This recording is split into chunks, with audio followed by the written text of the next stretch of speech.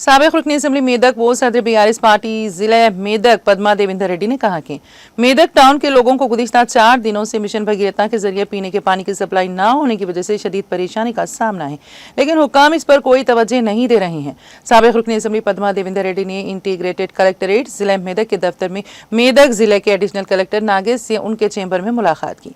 बारिज़ा पद्मा देवेंद्र रेड्डी ने कहा कि म्यूनसिपल अहदेदारों ने एक प्रेस रिलीज जारी की थी जिसमें कहा गया था कि मिशन भगीरथा सिर्फ एक दिन के लिए पीने का पानी फराहम नहीं कर रहा है और यह सिर्फ एक प्रेस रिलीज तक महदूद है और फिर पाइपलाइन की मरम्मत की गई। उन्होंने अपनी तशवीश का इजहार किया कि मेदक म्यूनसिपल हुक्काम मिशन भगीरथा और RWS के अहदेदारों के दरमियान तालमेल के फुकदान की वजह से गुज़िश्ता 4 दिनों से यहाँ के अवाम पीने के पानी की कमी का शिकार है।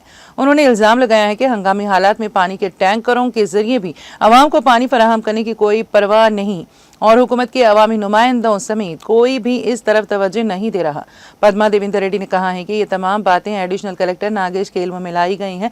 उन्होंने खबरदार किया कि अगर कल से मिशन भगीरथा पानी फराहम नहीं किया गया तो वो बीआरएस पार्टी के ज़ेर एहतमाम एहतजाजी धरना प्रोग्राम मुनक़्क़द करेंगे।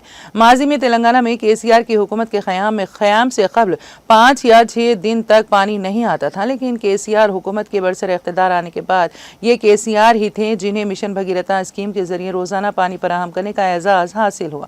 पद्मा देवेंद्र रेड्डी ने इल्जाम लगाया है कि कांग्रेस हुकूमत के बरसर इख्तिदार आने के बाद अब पुराने दिन वापस आ रहे हैं और कांग्रेस हुकूमत को पानी भी फराहम न करने की संगीन सूरत हाल है। इस प्रोग्राम में साबिक municipal chairman Mallikarjun Goud, party के city convener M Anjaneyulu, co convener Lingaiah Reddy के अलावा मोहम्मद जुबैर अहमद, RK श्रीनिवास और दीगर ने शिरकत की।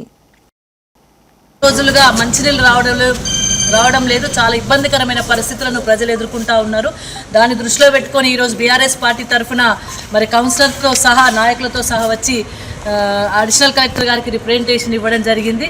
ఒక 4 రోజుల క్రితం ఒక రోజు పేపర్లో కేవలం ఒక రోజు నీళ్లు రావు జాగ్రత్తగా ఉండండి చెప్పేసి పేపర్ స్టేట్మెంట్కే పరిమితమైన అధికారులు తర్వాత పైప్ లైన్ రిపేర్ అని లేదంటే mission Bhagiratha RWS pipe line diversion అని సమన్వయ లోపంతో 4 రోజులుగా నీళ్లు తాగించలేకపోతా ఉన్నారు।